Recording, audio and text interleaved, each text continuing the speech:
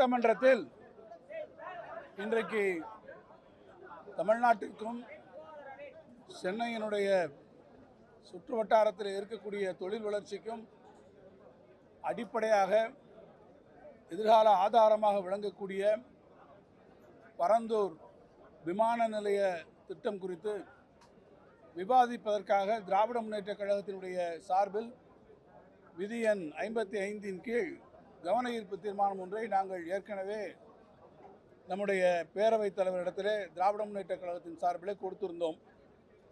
பல நாட்களாக நம்முடைய கழகத்தின் கொறடா அண்ணன் வேலு அவர்களும் எதிர்க்கட்சி துணைத் தலைவர்களும் வலியுறுத்தியதற்கு பிறகும் அதை இன்று எடுத்துக்கொள்கிறோம், நாளை எடுத்துக்கொள்கிறோம் என்று ஒவ்வொரு நாளும் தள்ளிப்போய் இறுதியாக எங்களிடத்திலே திங்கட்கிழமை உங்களுடைய கவன ஈர்ப்பினை சிறப்பு கவன ஈர்ப்புக்காகவும் எடுத்துக்கொள்கிறோம் என்று அவர்கள் எங்களிடத்தில் தெரிவித்திருந்தார்கள். எனவே சிறப்பு கவன ஈர்ப்பு தீர்மானம் என்பதன் மூலமாக திராவிட முன்னேற்றக் கழகம் மட்டுமல்ல, எல்லா எதிர்க்கட்சிகளிலுமே இந்த பரந்தூர் விமான நிலையத்தை குறித்து, அதனுடைய அவசிய தேவைகளை குறித்து, தமிழ்நாட்டினுடைய பொருளாதார வளர்ச்சியை குறித்து, எப்படி நாம் இந்த விமான போக்குவரத்தில் மற்ற மாநிலங்களோடு, அண்டை மாநிலங்களோடு நாம் இழந்து கொண்டிருக்கிறோம் என்பதையெல்லாம் அரசினுடைய கவனத்துக்கு கொண்டு வருவதற்கு இந்த வாய்ப்பு தேவை என்பதை வலியுறுத்தி இந்த கவன ஈர்ப்பில் உரையாற்றுவதற்காக இருந்தோம். ஆனால் அவை கூடியவுடன் நம்முடைய மாண்புமிகு முதலமைச்சர் அவர்கள் 110 விதியின் கீழ் பரந்தூர் விமான நிலையம் குறித்த ஒரு அறிவிப்பினை அவர்கள் வெளியிட்டு, அதற்கு மேலே விதியின்படி அதில் பேசுவதற்கு ஏதுமில்லை என்று எதிர்க்கட்சிகளுடைய குரலை கவன ஈர்ப்பு தீர்மானத்தின் மூலமாக இந்த மிக முக்கியமான பிரச்சனையில் இருக்கக்கூடிய நியாயங்களை, நாம் எதிர்கொள்ளக்கூடிய சவால்களை, நாம் எதிர்கொள்ளக்கூடிய பொருளாதார தேக்க நிலையை, இந்த விமான நிலையம் வரவில்லை என்றால் எத்தகைய சூழ்நிலையில் உருவாகும் என்பதை எதிர்க்கட்சிகள் சொல்வதற்கான வாய்ப்பினை முற்றிலுமாக மறுதளித்து நிராகரித்து, அந்த வாய்ப்பை கொடுக்க முடியாத அளவில் அவர்கள் திட்டமிட்டே விதி எண் 110 ஒரு அறிக்கையினை படித்து அதற்கு மேலே விவாதம் இல்லை என்று சபாநாயகர் இன்றைக்கு தெரிவித்து, ஜனநாயக ரீதியில் எதிர்க்கட்சிகளுடைய குரல் வலையை நெரிக்கக்கூடிய ஒரு சூழ்நிலையை இன்றைக்கு பேரவைத் தலைவர் உருவாக்கியிருக்கிறார். மீண்டும் எழுந்து நாங்கள் 110 அந்த விதியின் கீழே இந்த விவாதத்தை நாங்கள் வைக்க விரும்பவில்லை, ஆனால் ஏற்கனவே நாங்கள் 55 விதியின் கீழே இந்த கவன ஈர்ப்பு தீர்மானமாக கொண்டு வந்திருக்கிறோம், சிறப்பு கவன ஈர்ப்பு தீர்மானமாக அதை எடுத்துக்கொள்கிறோம் என்று பலமுறை நீங்கள் உறுதியளித்ததற்கு பிறகும் இன்றைக்கு இப்படி 110 கீழே படித்து இதன் மீது விவாதத்தை நீங்கள் திட்டமிட்டு தவிர்த்திருக்கிறீர்கள். எனவே எங்களுக்கு விதி எண் 55 கீழ் கவன ஈர்ப்பில் இதை நீங்கள் வழங்க வேண்டும் என்று நம்முடைய எதிர்க்கட்சி துணைத் தலைவர்களும் நம்முடைய கொறடா அவர்களும் அதை வலியுறுத்தினார்கள். அதை வலியுறுத்தி தொடர்ந்து வலியுறுத்தியும் இந்த அரசு செவி சாய்க்காத காரணத்தால் எதிர்க்கட்சிகளுடைய அடிப்படை ஜனநாயக உரிமையை மறுத்து அவர்கள் குரல் வலையை நெரித்து கருத்துக்களை பேசுவதற்கு இடம் தராத இந்த அவைத்தலைவர் நடவடிக்கையை கண்டித்து நாங்கள் இன்றைக்கு முழுமையாக வெளிநடப்பு செய்து வந்திருக்கிறோம். வெளிநடப்பு செய்தாலும் கூட இதில் இருக்கக்கூடிய உண்மை நிலைமைகளை உங்களிடத்தில் தெரிவிப்பது எங்களுடைய கடமை என்று கருதுகிறோம். நம்ம எல்லாருக்கும் தெரியும், விமான நிலையம் என்பது எவ்வளவு பெரிய முக்கியமான ஒன்று.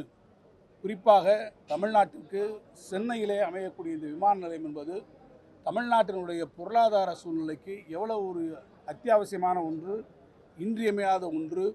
பொருளாதார வளர்ச்சிக்கும் தொழில் வளர்ச்சிக்கும் மிக முக்கியமான தேவையாக விமான நிலையம் அமைந்திருக்கிறது என்பதை நாம் நன்றாக அறிவோம். அந்த அடிப்படையில் தான் நாடு சுதந்திரம் பெற்றதற்கு பிறகு சென்னையிலே அமைந்திருக்கக்கூடிய இந்த விமான நிலையம் ஒரு காலத்திலே சிறப்பான ஒரு விமான நிலையமாக இருந்தது. இந்தியாவில் இருக்கக்கூடிய எல்லா விமானங்களையும் நீங்கள் பார்ப்பீர்கள் என்று சொன்னால், ஒரு காலத்தில் 2008 நம்முடைய சென்னை விமான நிலையம் 3வது இடத்துல இருந்தது. ஆனால் அன்றைக்கு பெங்களூர், கர்நாடக மாநிலத்தில் அருகே இருக்கக்கூடிய பெங்களூர் விமானங்களுடைய பயணிகளுடைய போக்குவரத்தில் பார்த்திங்கன்னா நம்ம அப்போ 3ல் இருக்கோம், அவங்க பெங்களூர் அப்போ 5வது இடத்துல இருக்காங்க. ஆனால் இன்றைக்கி நிலைமை தலைகீழாக அது மாறி இருக்கிறது. ஏறத்தாழ 4.5 கோடி பயணிகளுடைய எண்ணிக்கையின் அடிப்படையில் பெங்களூரு இன்றைக்கு அந்த 3வது இடத்துக்கு வந்துருச்சு. வெறும் 2.3 அதாவது 2,30,00,000 பயணிகளை கொண்டு நம்முடைய சென்னை விமான நிலையம் இன்றைக்கு 5ஆம் இடத்துக்கு பின்தங்கி வந்திருக்கிறது. அதுபோல் சரக்குகளை கையாளக்கூடியது, அதான் மிக முக்கியம். பொருளாதார வளர்ச்சியிலே மிக முக்கியமானது சரக்குகளை கையாளக்கூடிய ஒன்று. அதில் பார்த்தீங்கன்னா பெங்களூர் ஏர்போர்ட் இன்றைக்கு ஏறத்தாழ 5.5 லட்சம் டன் கையாளக்கூடிய வகையில் மிக முன்னேறி ஐரோப்பாவோடு வர்த்தக ரீதியில் மிக மிக பலமான ஒரு இணைப்பை அது பெற்றிருக்கிறது. இந்த சூழ்நிலையில் தான் தமிழ்நாட்டிலே சென்னையிலே நமக்கு ஒரு கிரீன்ஃபீல்டு ஏர்போர்ட் வர வேண்டும். இந்த கிரீன்ஃபீல்டு ஏர்போர்ட் வந்தால்தான் சென்னையினுடைய தொழில் வளர்ச்சி, ஆனால் சென்னையை சுற்றி இன்றைக்கி பார்த்தீங்கன்னா ஏராளமான தொழிற்சாலைகள் வந்திருக்குது. இந்த தொழிற்சாலைகள் குறிப்பாக ஸ்ரீபெரும்புதூர் பகுதியில் அமைந்திருக்கக்கூடிய தொழிற்சாலைகள் இன்றைக்கி எலக்ட்ரானிக்ஸ் ஏற்றுமதியிலே தமிழ்நாடு மிகப்பெரிய முன்னேற்றத்தை பெற்றிருக்கிறது, முதலிடத்தில் இருக்கிறது என்று சொன்னால் அங்கே அமைந்திருக்கக்கூடிய எலக்ட்ரானிக்ஸ் தொழிற்சாலைகள் ஸ்ரீபெரும்புதூரில் வந்திருக்கக்கூடிய இந்த வளர்ச்சிக்கு அமைந்திருக்கக்கூடிய தொழிற்சாலைகளுடைய எண்ணிக்கைகள் அவர்கள் அதை தேர்ந்தெடுத்ததற்கு காரணம் அந்த பகுதியில் எதிர்காலத்திலே ஒரு பெரிய விமான நிலையம் கிரீன்ஃபீல்டு ஏர்போர்ட் வரும் என்ற நம்பிக்கையில் தான் அவர்கள் அன்றைக்கு அந்த பகுதியை தொழிற்சாலைகளை நாம் அமைத்திருக்கிறோம். இதையெல்லாம் கருத்தில் கொண்டு போதுதான் நம்முடைய கழக ஆட்சியிலே நம்முடைய மாண்புமிகு முதலமைச்சராக இருந்த கழகத்தின் தலைவர் தளபதி அவர்கள் முதலமைச்சராக வருகிற போது தமிழ்நாட்டினுடைய பொருளாதாரத்தை $1 டிரில்லியன் அமெரிக்கன் டாலராக நாம் 2030க்குள் உயர்த்துவோம் என்று அவர்கள் ஒரு இலக்கை நிர்ணயித்தார்கள். அந்த இலக்கினுடைய அடிப்படையிலே தான் அதற்கு மிக முக்கியமான ஆதாரமாக இருக்கக்கூடிய இந்த ஏர்போர்ட் பார்க்குறத நம்ம அன்றைக்கி ஆரம்பித்தோம். நீங்கள் உங்கள் எல்லாருக்கும் தெரியும், ஒரு ஏர்போர்ட்டை நம்ம அதற்கான இடத்தை தேர்வு செய்கிற போது மிக முக்கியமான காரணிகளை நம்ம அதுக்கு பார்க்க முடியும். ஒன்று, அதற்கான இடம் இருக்கக்கூடிய அளவில் பார்க்கணும். இன்னொன்று, எந்த அளவிற்கு குறைந்த அளவிற்கு அங்கே இருக்கக்கூடிய மக்கள் பாதிக்கப்படுவார்கள், வசிக்கக்கூடியவர்கள் பாதிக்கப்படுவார்கள், வசிக்கக்கூடிய இடங்கள் மிக குறைவான அளவில் இருக்க வேண்டும். இன்னொன்று, டெக்னிக்கல் ஃபீசிபிலிட்டி, நாம் தேர்ந்தெடுக்கக்கூடிய இடங்களிலே விமான நிலையம் அமைக்க முடியாத அளவிற்கு தொழில்நுட்ப பிரச்சனைகள் எதுவும் இருக்கக்கூடாது. எனவே எல்லாவற்றையும் நாம் கருத்தில் கொள்ளும்போது சென்னையினுடைய புவியியல் அமைப்பு நமக்கு நல்லா தெரியும். சென்னையினுடைய கிழக்கு பகுதி முழுக்க வங்கக்கடல், கிழக்கு பகுதியில் எந்த விதமான ஒரு டெவலப்மெண்டல் ஆக்டிவிட்டீஸும் நமக்கு போக முடியாது. இந்த பக்கம் அப்படி நின்று வடபகுதியில் என்ன என்று கேட்டால் நமக்கு வட சென்னையிலிருந்து துவங்கி வட சென்னை, எண்ணூர் என்று தொடர்ச்சியாக தொழிற்சாலைகள், அந்த தொழிற்சாலைகளுக்கும் தாண்டி பார்த்தீங்கன்னா பழவேற்காடு, புலிக்காட் லேக், அது ஒரு சூழல் ஏற்படும். அதுக்கு அடுத்து இம்மீடியட்டாக பார்த்தீங்கன்னா உடனடியாக அந்த இடத்துல ஆந்திர எல்லை வந்து விடுகிறது. எனவே இந்த பகுதியிலையும் வடபகுதியிலையும் நாம் போக முடியும். தென்பகுதியிலே இடங்களை பார்க்கிறோம். நம்முடைய முதலமைச்சர் பரந்தூர் விமான நிலையம் தேர்ந்தெடுப்பதற்கு முன்பாக பல இடங்களிலே தொழில்நுட்ப ரீதியாக ஆய்வுகளை மேற்கொண்டார். ஏன்னா விமான நிலையத்தை தேர்ந்தெடுக்கிற போது நம்முடைய தேர்வு மட்டுமல்ல, ஏர்போர்ட்ஸ் அத்தாரிட்டி ஆஃப் இந்தியா, அதுவும் ஒன்றிய அரசுடைய கிளியரன்சஸும். சென்னையினுடைய தென்பக்கத்துக்கு போனால் என்ன இருக்குது, நம்முடைய தாம்பரம் ஏர்ஃபோர்ஸ் அதனுடைய ஏர் ஸ்டேஷன் இருக்குது, அதனுடைய ஏர் ஸ்பேஸ் அங்கே இருக்குது. அதை தாண்டி நீங்கள் கீழே போனீங்கன்னா திருப்போரூர் பகுதியை பார்த்தோம், அங்கே தாம்பரம் ஏர் ஸ்டேஷன்ஸ் வருது, அங்கே வர முடியாது.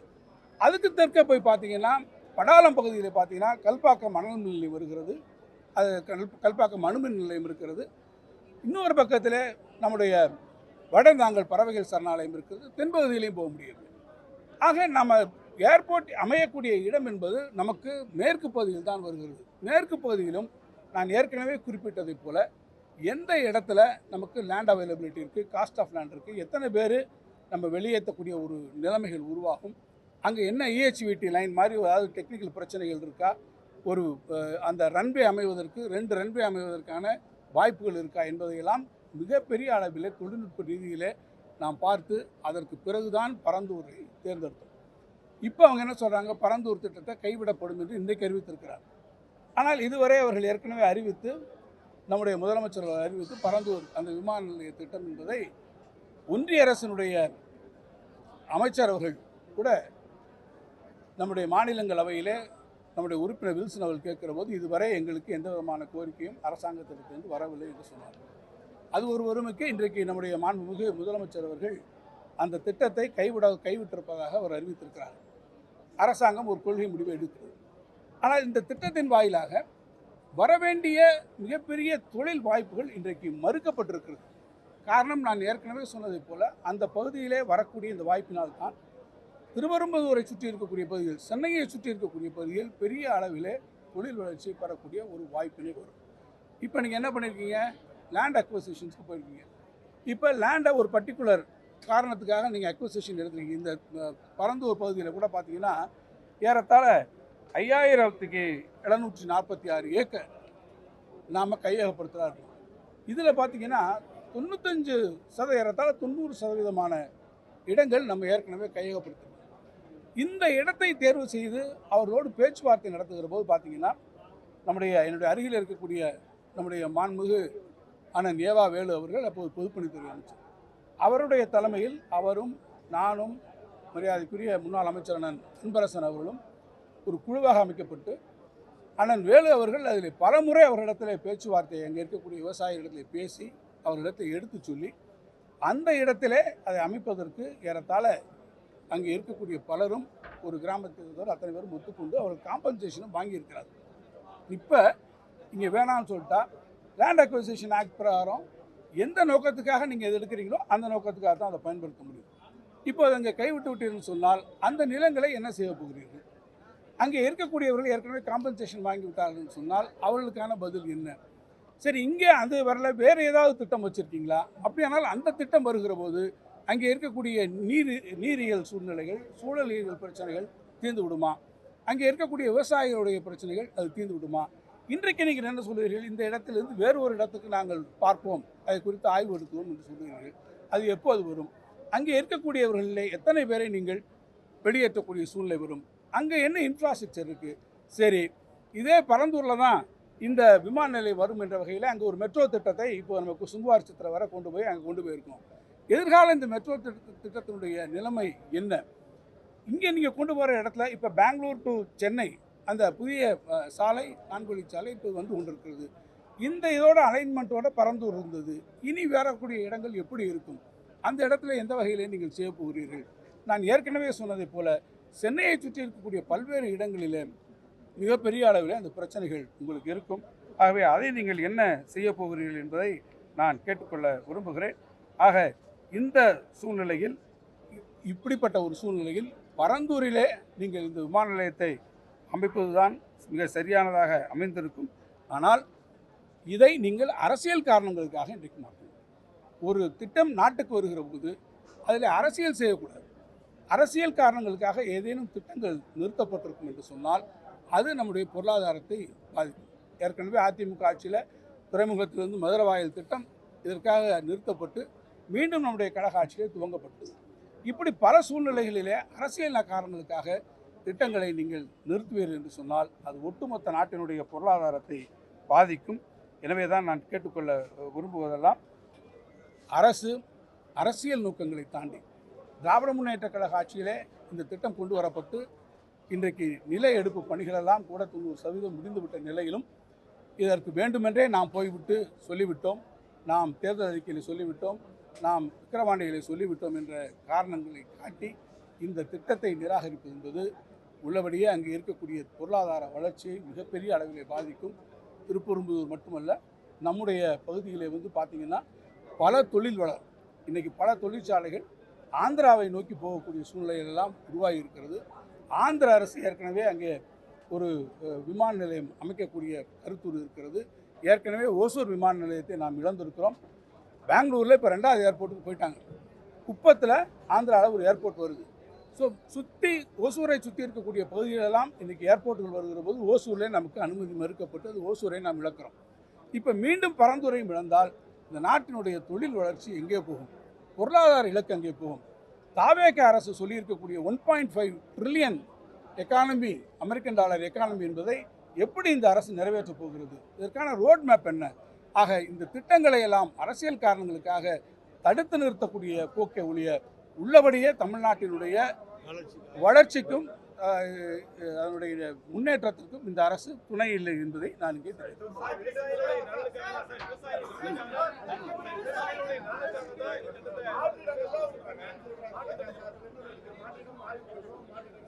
மாற்று இல்லை நீங்கள் கேளுங்க, என்ன மாற்று இடங்களை நாங்கள் ஆய்வு பண்ணுகிறோம் என்று சொல்கிறார்கள். ஏற்கனவே அங்கே நான் சொல்லிவிட்டேன், 90% இடங்கள் அங்கே பறிக்கப்பட்டுவிட்டது. இருக்கக்கூடியவர்களுக்கு நீங்கள் என்ன பதில் சொல்ல போகிறீர்கள்? மாற்று இடத்தை கொண்டு வருவதில் என்ன சூழ்நிலை இருக்குது என்பதை தாவேக அரசு உங்களுக்கு விளக்கம்.